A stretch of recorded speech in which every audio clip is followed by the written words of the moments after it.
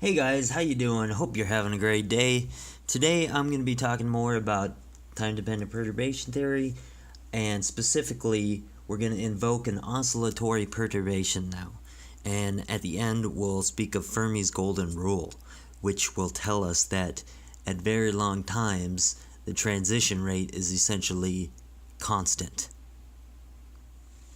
So, last time we talked about the first order perturbation to the coefficients in a two-state system, A and B.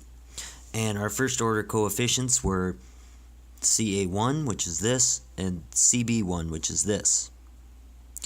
And I forgot to mention that, so we're doing perturbation theory, we have to sum up our total contributions from the zeroth order perturbation and the first order perturbation. So we assume that we start in state A, so our probability is 1, so that's why I wrote a 1 here, and then this part's our first order perturbation. And similarly for B, we start in state A, not B, so that's why that's a 0. Now, we're going to assume an oscillatory perturbation, but I'm also going to assume that the diagonal elements of this perturbation matrix are 0, and I'll briefly show you why.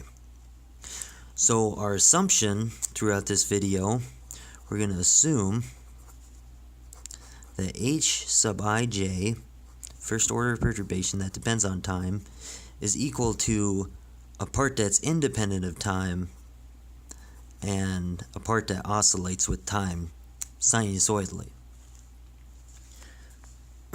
So, now, that's our perturbation, and we have to remember what this means. So V sub ij is equal to the bra side of I times the operator V, and then times state j. So if these are equal, well then we're going to have I, V, I. And our V is typically, at least in spectroscopies, is going to be mu dot E. Well, our E here is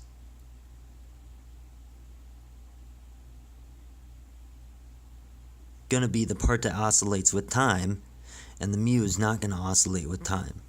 So it's going to equal mu E naught and cosine omega t.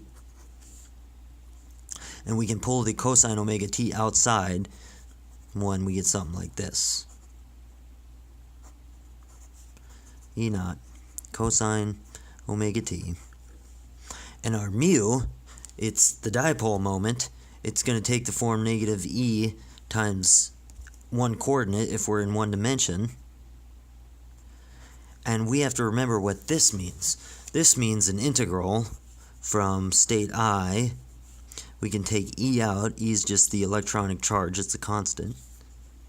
And then we have X. And then we're operating on state I again. Now, we're doing a symmetrical integral. We're integrating over all space. So from negative infinity to infinity. And X is an odd operator. And typically, our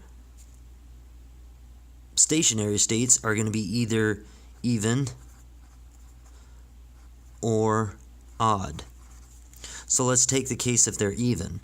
Well, an even function times an odd operator times an even function times an odd function is an odd function, and an even function times an odd function again is going to give us an odd.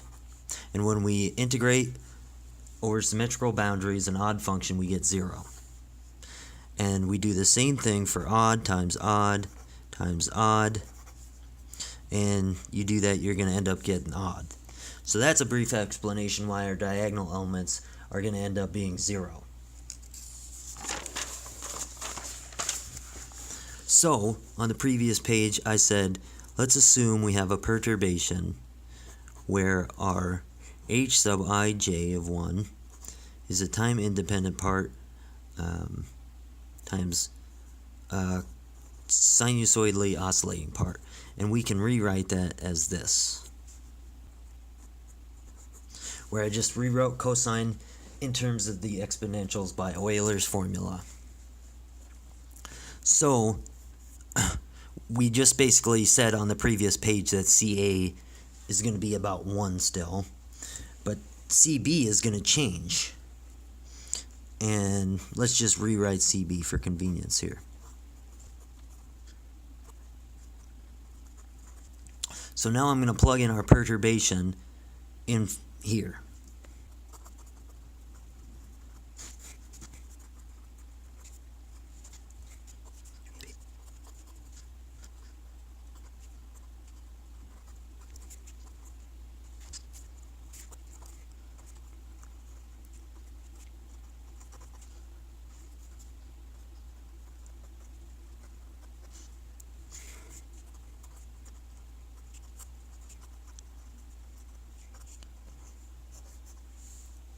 Okay, so now I've simplified our coefficient for state B to this. And we have to realize that typically our omegas are going to be about the same. They're both roughly going to be 10 to the 15th, which is about the frequency of visible light. So this denominator is going to be huge, so therefore this term is going to be very, very small. So this term is going to go to 0. Well, it's going to be about equal to 0. And this term is really going to do the only contributing. So we're going to ignore this term and rewrite CB as this.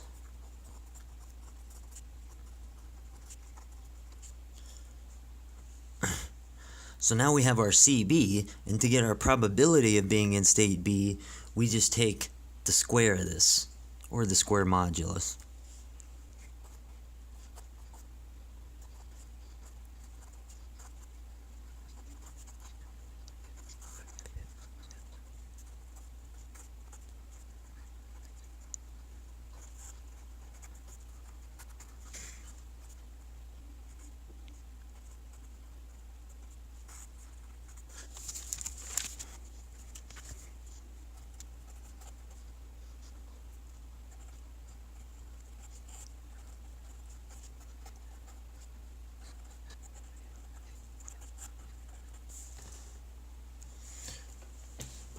Okay, and there we have it. There's our probability of being in state B.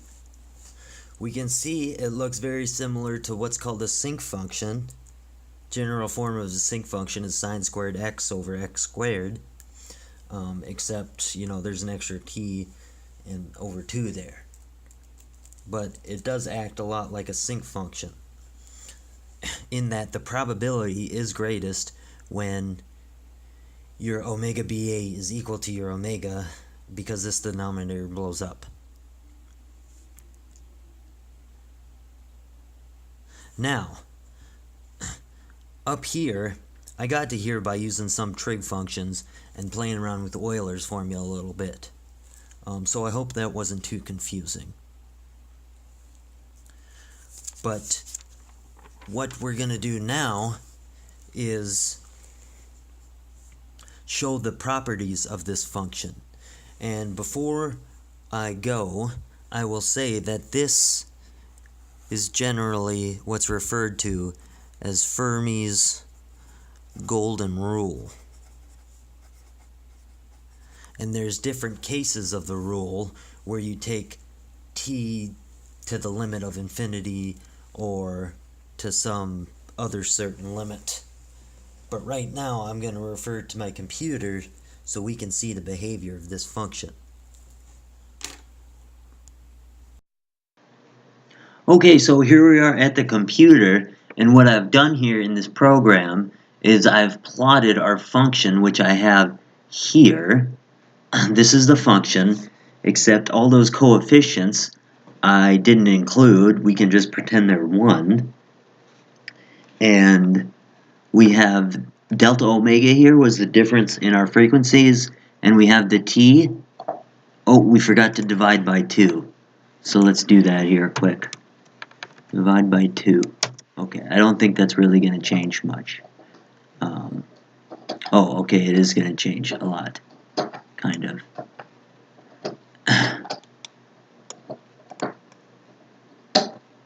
Same general thing, actually. Okay.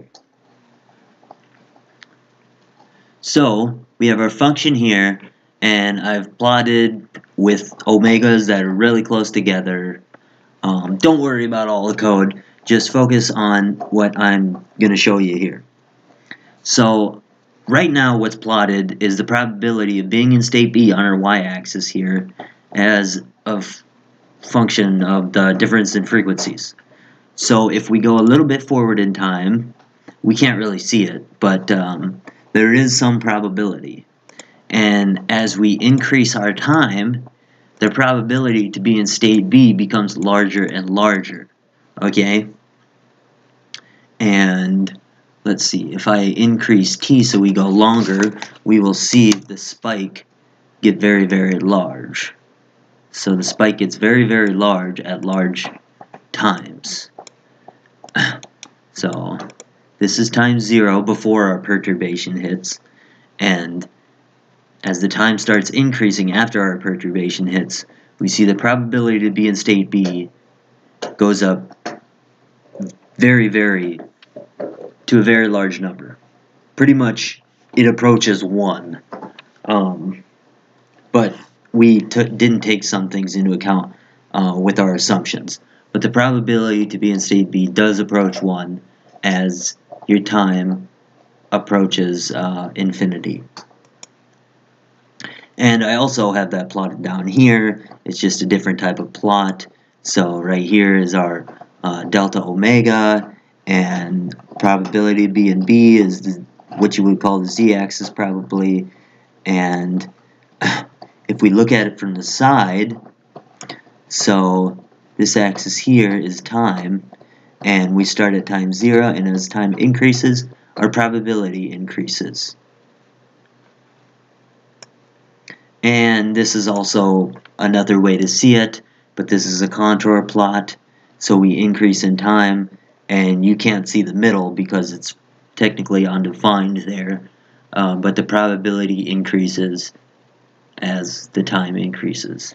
So I hope that helped you guys. I hope those visualizations there were helpful, and thanks for watching. Have a great day.